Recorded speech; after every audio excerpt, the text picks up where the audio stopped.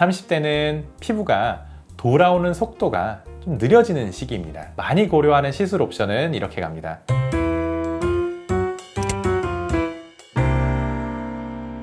안녕하세요. 더한스 피부과 대표원장, 피부과 전문의 한지호입니다. 20대인데 리프팅부터 고민하시는 분 많습니다. 반대로 40대인데도 여드름 관리만 계속 붙잡는 경우도 많고요. 문제는 시술이 나쁜 게 아니라 순서가 어긋난 겁니다. 오늘은 20대, 30대, 40대, 50대 이상 나이대별로 먼저 잡아야 할 포인트가 뭔지 그때 많이 고려하는 시술 옵션을 기준으로 정리해 드릴게요. 다만 피부 상태와 병력에 따라 선택은 달라질 수 있어서 이 영상은 일반적인 의학 정보로만 참고해 주세요. 피부 노화는 어느 날 갑자기 오는 게 아니라 층마다 속도가 다르게 변하면서 누적됩니다. 피부 나이 사이클을 한 문장으로 말하면 이렇습니다. 20대는 망가지기 쉬운 시기이고 30대는 돌아오는 속도가 느려지는 시기이고 40대는 구조가 바뀌는 시기이고 50대 이상은 얇아지고 마르는 시기입니다. 자, 그러면 20대부터 자세히 보도록 할게요.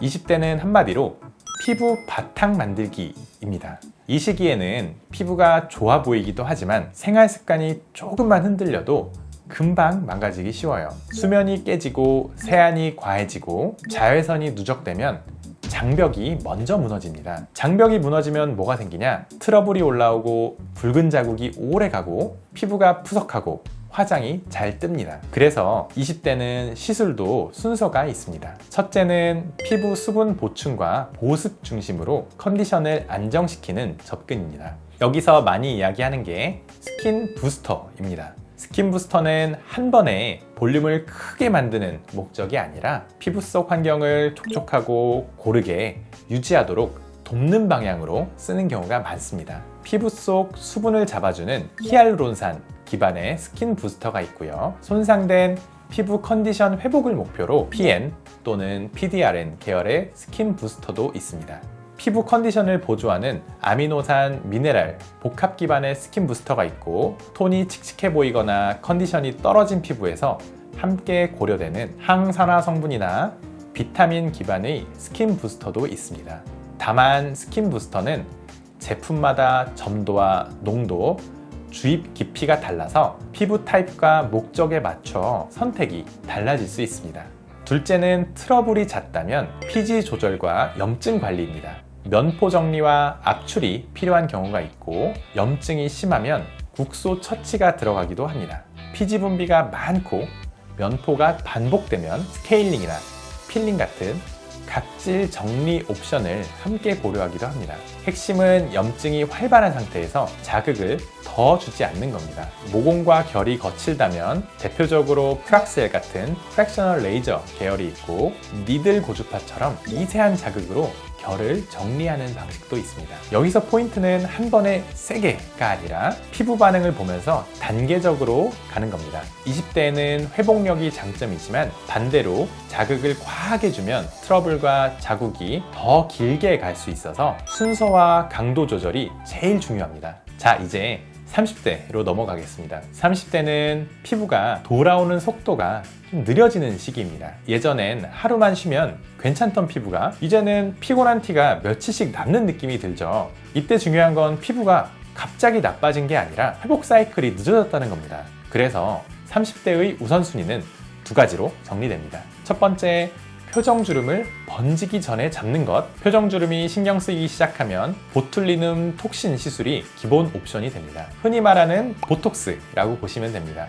이마, 미간, 눈가처럼 습관이 강한 부위는 깊어지기 전에 소량으로 조절하는 방식이 많이 선택되고, 두 번째, 탄력이 떨어지기 전에 지지력을 올리는 것. 고주파나 초음파 기반 타이트닝을 고민하는 경우가 많습니다. 고주파 쪽은 써마지 FLX, 올리지오, 인모드 같은 장비들이 예시가 될 수 있고, 초음파 쪽은 슈링크, 울세라 같은 방식이 예시가 될 수 있습니다. 이건 처짐을 당장 확 끌어올리는 목적이라기보다 지지력을 미리 만들어서 진행 속도를 늦추는 개념에 가깝습니다.